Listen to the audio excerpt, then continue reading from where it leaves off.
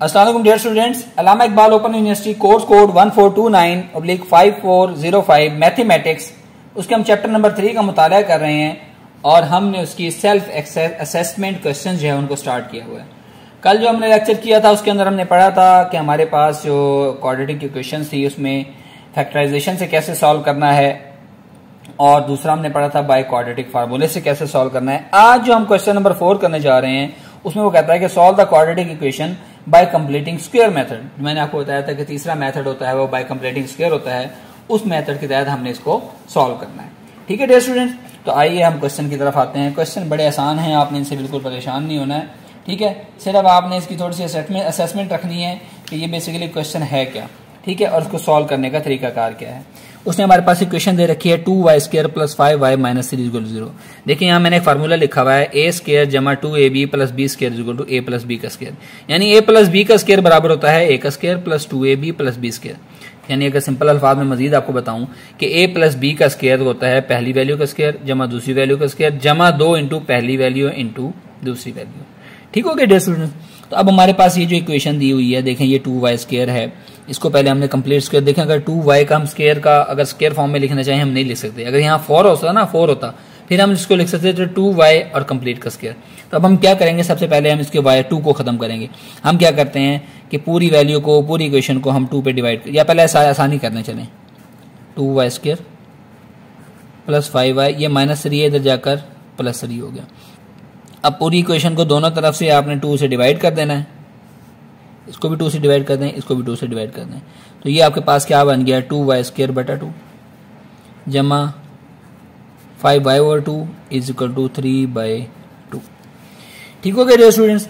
तो अब हमारे पास 2 से 2 कैंसिल हो गया, ये बच गया y² जमा 5y/2 = 3/2। अब हम आते हैं कंप्लीटिंग स्क्वायर पे। देखिए मैंने क्या कहा था कि पहली वैल्यू का स्क्वायर, ये हम पहली वैल्यू का स्क्वायर लिख सकते हैं, जमा 2। अब इंटू पहली वैल्यू क्या है, वो है y। अब यहां पर हमने दूसरी वैल्यू वो लगानी है कि जिसको हम इसके साथ सॉल्व करें तो हमारे पास आंसर ही आए, इससे आंसर चेंज नहीं होना चाहिए। अगर आंसर इससे चेंज हो रहा है तो फिर इसका मतलब है हमारा क्वेश्चन किसी गलती की तरफ जो है वो जा रहा है। क्या करना है हमने 2 इंटू पहली वैल्यू आ गई y, अब दूसरी वैल्यू ऐसी डालनी है कि जिसको हम इससे जरब दें तो हमारे पास ये वाला आंसर है। तो अगर मैं यहाँ लिखूं 5/4, 2 × 2 2 दूनी 4, तो वही बच जाएगा 5/2y। ठीक है, 5/2y। तो अब मैंने करना क्या है, मैंने कंप्लीटिंग स्क्वायर में हमारे पास मेथड होता है कि जमा b², यानी ये वैल्यू है इसका स्क्वायर भी मौजूद होना चाहिए।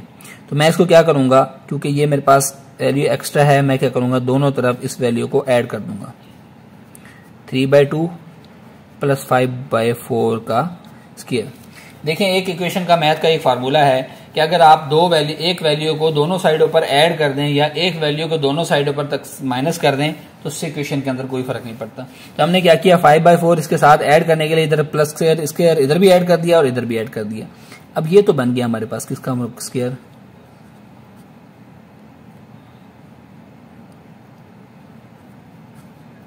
यानी पहली वैल्यू जमा दूसरी वैल्यू का स्क्वायर बराबर है। अब ये बन गया 3/2, 5 का स्क्वायर 25 आ गया और 4 का स्क्वायर 16 आ गया। तो ये y + 5/4 का स्क्वायर बराबर आ गया। यहाँ अगर आप इसका एलसीएम ले लें तो ये आपके पास 16 इसका एलसीएम आएगा। 2 × 8 = 32, 8 × 24 जमा 25, ये हमारे पास बन गया बेसिकली 49/16। ठीक है, तो यहाँ हमारे पास y + 5/4 का स्क्वायर बराबर आ गया 49/16।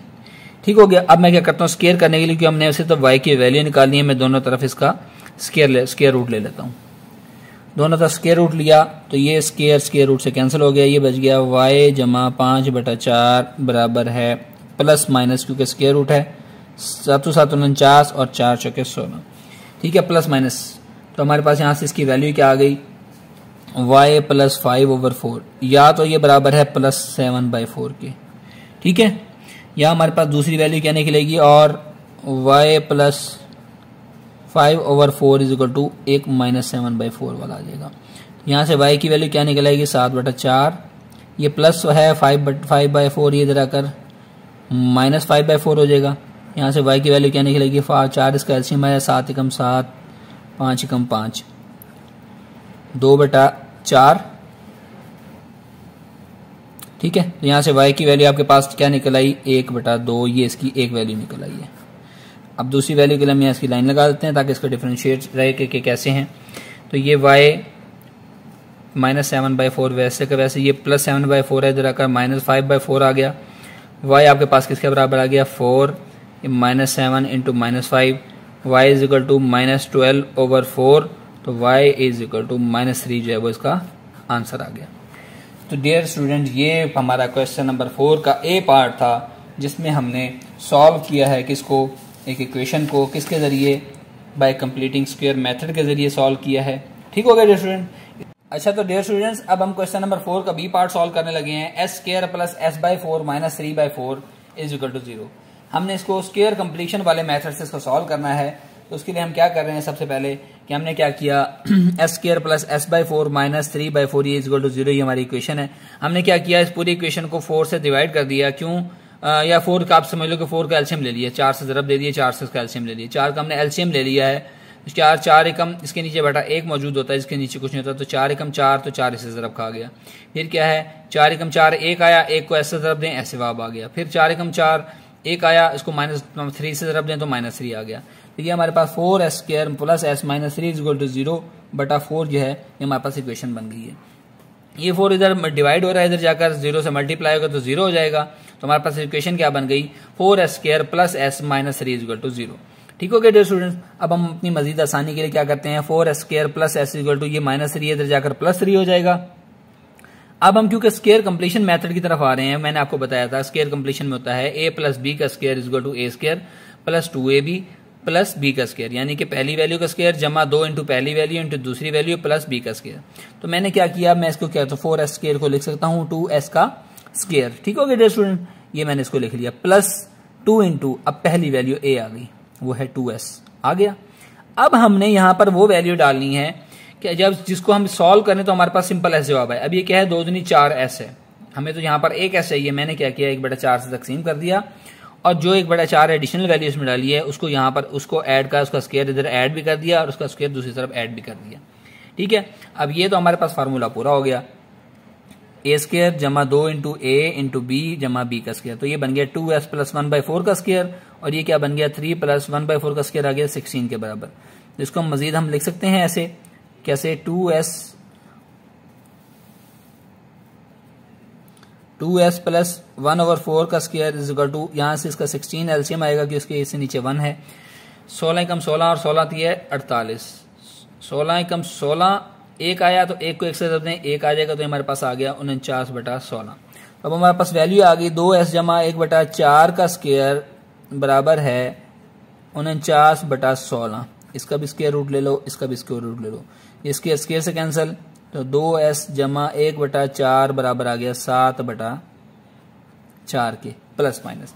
हमारे पास यहाँ से 2s जमा 1/4 या तो बराबर है 7/4 के बराबर, और 2s जमा 1/4 बराबर है -7/4 के बराबर। ठीक हो गया डियर स्टूडेंट्स। चलिए अब आगे इसके ऊपर मजीद इसको सॉल्व करते हैं। 2s बराबर आ गया 7/4, ये जमा 1/4 इधर जाकर -1/4 हो गया। 2s बराबर आ गया यहाँ से 4, इसका एलसीएम आ गया, 4 एकम 4 1 आया 7, 4 एकम 4 1 आया -1। तो हमारे पास क्या बच गया, 2s बराबर आ गया 6/4 के। तो 2s बराबर आ गया हमारे पास किसके बराबर, 3/2 के। यहाँ से s की वैल्यू निकाल लें, 2 इधर ज़रब खा रहा है, इधर जाकर तकसीम हो जाएगा, 3/4 जो है ये इसकी s की एक वैल्यू आ गई। इसी तरह हम इसको दूसरे को पार्टीशन कर लेते हैं, 2s -7/4 -1/4। तो 2s बराबर आ जाएगा 4, इसका एलसीएम आ गया -7 और -1 आ गया। 2s बराबर आ गया -8/4 के, 4 एकम 4, 4 दूनी 8। तो 2s बराबर आ गया -2 के, तो s बराबर आ गया -2/2। तो s = -1 जो है वो हमारा आंसर आ गया।